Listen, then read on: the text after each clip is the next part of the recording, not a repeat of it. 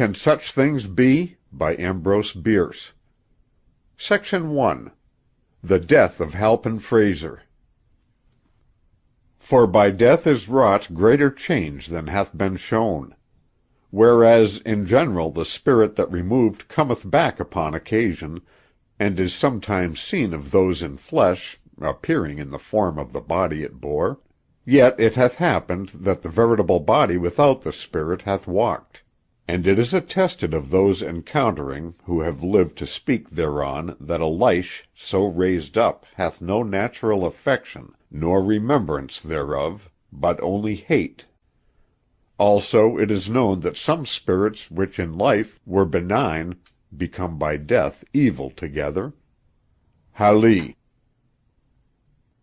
One dark night in midsummer a man waking from a dreamless sleep in a forest lifted his head from the earth, and staring a few moments into the blackness, said, "Catherine Larue." He said nothing more. No reason was known to him why he should have said so much. The man was Halpin Frayser. He lived in St. Helena, but where he lives now is uncertain, for he is dead. One who practices sleeping in the woods with nothing under him but the dry leaves and the damp earth, and nothing over him but the branches from which the leaves have fallen and the sky from which the earth has fallen, cannot hope for great longevity, and Frayser had already attained the age of 32. There are persons in this world, millions of persons, and far and away the best persons, who regard that as a very advanced age. They are the children. To those who view the voyage of life from the port of departure, the bark that has accomplished any considerable distance appears already in close approach to the farther shore. However, it is not certain that Halpin Frayser came to his death by exposure.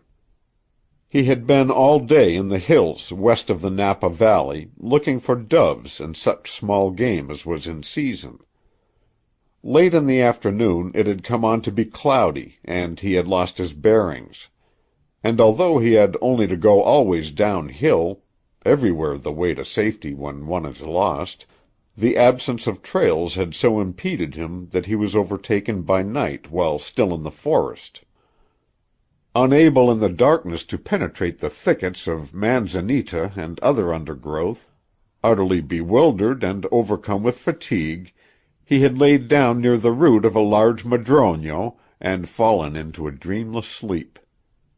It was hours later, in the very middle of the night, that one of God's mysterious messengers, gliding ahead of the incalculable host of his companions, sweeping westward with the dawn line, pronounced the awakening word in the ear of the sleeper, who sat upright and spoke, he knew not why, a name, he knew not whose. Halpin Frayser was not much of a philosopher, nor a scientist. The circumstance that, waking from a deep sleep at night in the midst of a forest, he had spoken aloud a name that he had not in memory, and hardly had in mind, did not arouse an enlightened curiosity to investigate the phenomenon.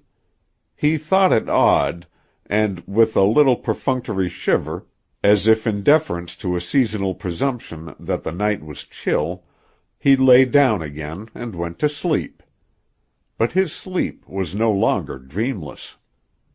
He thought he was walking along a dusty road that showed white in the gathering darkness of a summer night.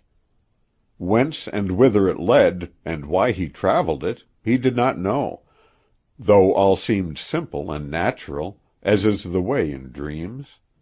For in the land beyond the bed surprises cease from troubling, and the judgment is at rest. Soon he came to a parting of the ways. Leading from the highway was a road less traveled, having the appearance, indeed, of having been long abandoned, because, he thought, it led to something evil. Yet he turned.